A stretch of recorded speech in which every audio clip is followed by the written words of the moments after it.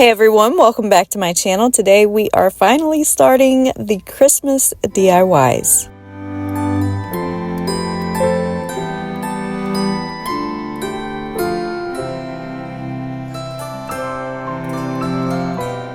For this project, you're just going to need some taper candles. I got these white ones from Dollar Tree. You'll also need some Christmas-themed temporary tattoos. Mine are from Amazon, and if you watched my Halloween video where I made the bat, witch, and trick-or-treat candles, this is pretty much the exact same thing. I am duping my own DIY by making some Christmas taper candles. This first one, of course, I had to pick up these nutcracker temporary tattoos, and I just cut those out, and I'm going to apply these just like you would on your skin to my taper candles. Of course, my little cheat for this is I like to spray the temporary tattoos and then just pat them with a paper towel or a cloth. It makes it so much easier and quicker to get these to transfer onto the candles. For my second one, I ended up doing these little Christmas sayings. There's joy to the world, Santa's coming, things like that. And again, just wrapping these all the way around my candle. And I also wanted to mention that you don't just have to do this on candles. These temporary tattoos can transfer to other objects as well.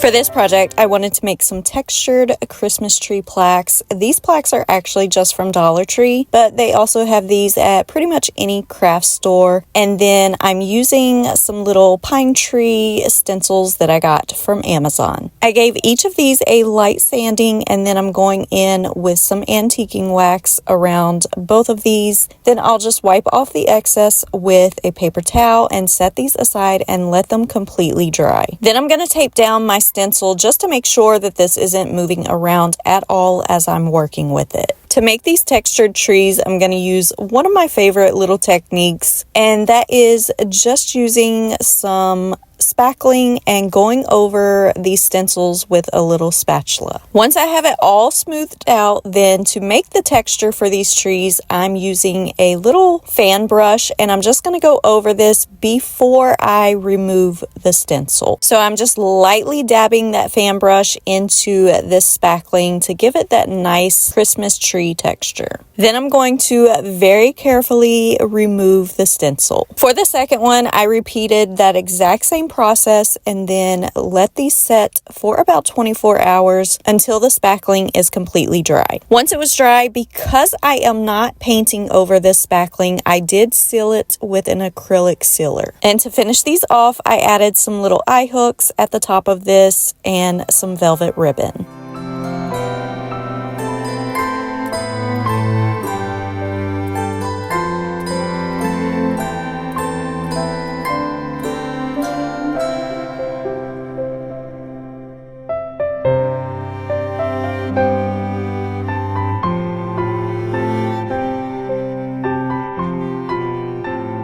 For this project, you're going to need some books. I ended up buying these from Dollar Tree and just removing the dust jackets. Now, we're obviously going to be turning these into Christmas books, and you can paint them if you want to, but I decided to go a quicker, easier route with these and ended up ordering some of this red book cloth from Amazon. I'll make sure to have it linked in case you want to pick some of this up. It is self-adhesive, so you won't even need any glue for this. The first thing I did was just kind of wrap this around my book to get a measurement for how large I needed my pieces to be, making sure that there is an overhang on both sides and at the top and the bottom. Now, like I said, this particular book cloth is self-adhesive and it's a little thin, so carefully peel that backside off of this. I've covered quite a few books, and the easiest way I found to do this was to peel off one side, place the book down on top of it, and then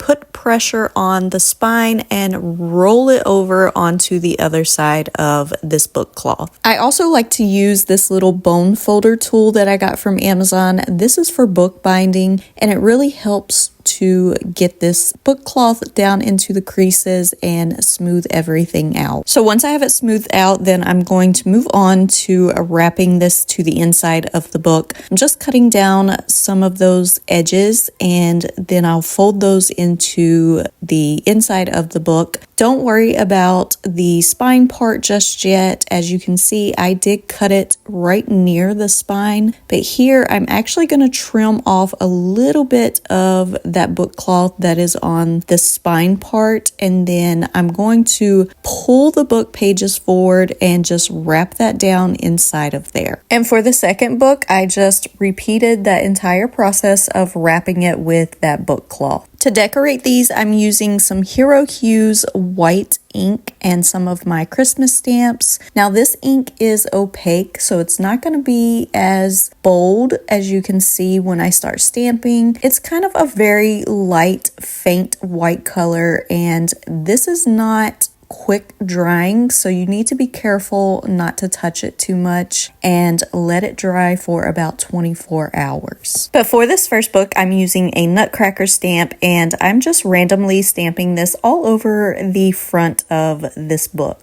Then I moved on and did a few of these on the spine of the book, and you don't have to, but I also ended up doing the back of the book as well. Then, like I said before, I set this aside and didn't touch it, let it dry overnight. But for the second one, I ended up doing a stamp that says, "And a very Merry Christmas to you," and then decorated it with a Christmas tree stamp.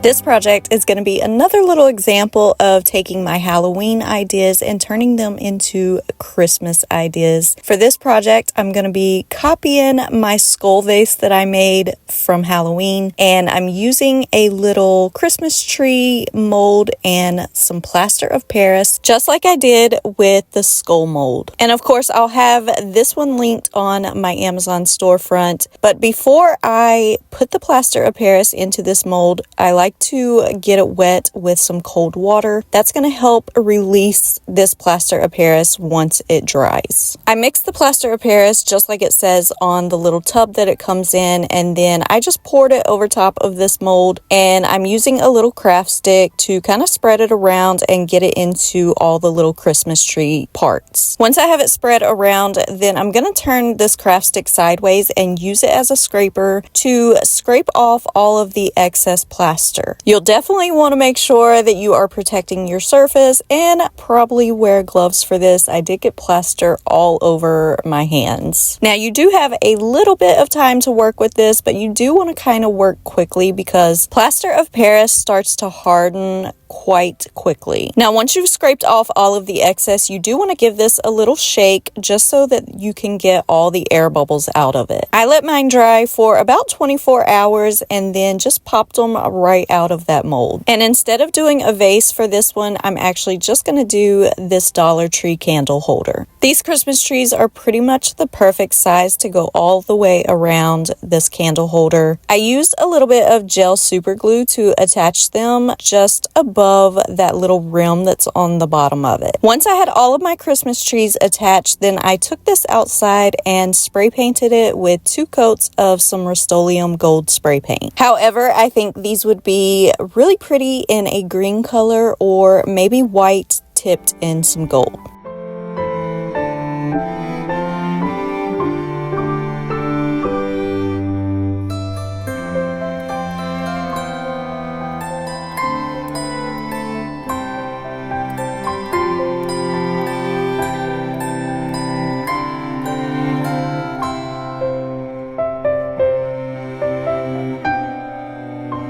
For this project, I picked up this wood calendar from my local thrift store, but I want to rework this to turn this into a Christmas Helm board. So to do this, I did end up removing pretty much everything off of this board. I just used a screwdriver and I was able to pop off pretty much all of it just by using that. So this is what it ended up looking like once I was finished with it. As you can see, like I said, I removed pretty much everything except for the top and bottom little pieces. Now every piece that I took off of here, I set it to the side because I am going to reuse some of these little center pieces. As I said, I wanted to make this into a Christmas Helm board, so I am going to be making some removable little Helm tags to go on here. And these are actually just little wood rectangles that I got from Dollar Tree, but I'm going to use these to figure out the spacing in between each of my rectangles so that I can slide these in and out of those little center pieces that I removed. Now, as you can see here, once I got to that bottom space, it was actually a lot larger than my wood piece. So what I ended up doing was just making a wood piece for this bottom portion. And I did that by just using some basswood that I already had from Amazon. Another thing I noticed was there was this little lip on the side of the bottom portion where there was a thin piece of wood over top of the board. So I needed to make the top portion match that. And again, I'm just going to use some basswood from Amazon to cut down a piece to fit up top. Is this a crucial step? No, of course not. And you don't have to do this. I am just very particular and I just wanted to make it match the bottom. After I cut that piece down, then I used a little bit of wood glue to attach that. And I used the little wood rectangle pieces to figure out where I needed to glue on the pieces that I had removed before. And as you can see, I made it go all the way up to the top. That top portion, however, wasn't large enough for one of the wood pieces. So I decided just to add this little wood applique that I got from Amazon to the top of this. Then I'm going to set this piece aside and let all of that wood glue dry for a few hours. So I didn't have to do a bunch of layers of paint on this. I did take it outside and spray it with a primer first. That way I only ended up having to do 2 coats of some white chalk paint. I also painted the wood inserts with some white chalk paint as well. Then to age this up a little bit, I'm actually going to use a little bit of European Gold Rub and Buff with a big fluffy brush. Just go over all of the details and really focus on where this would have been handled if it was a vintage piece. I also used it on the edges of the wood insert pieces, just using what was left over on my brush. Like I said before, the inserts are going to be used for Helms, so I'm using some alphabet stamps and just stamping some Christmas Helms onto each of these. Now, if you don't want to do Helms, you could always just do other Christmas songs, Christmas stories, or even just Christmassy words. It's totally up to you and you can make this however you want it. At this point, you could leave it just as it is, but I wanted to add a pop of red. So I do have some red archival ink and decided to use a couple of my Christmas stamps, just putting some random ones, very small ones, around on my Helm tags.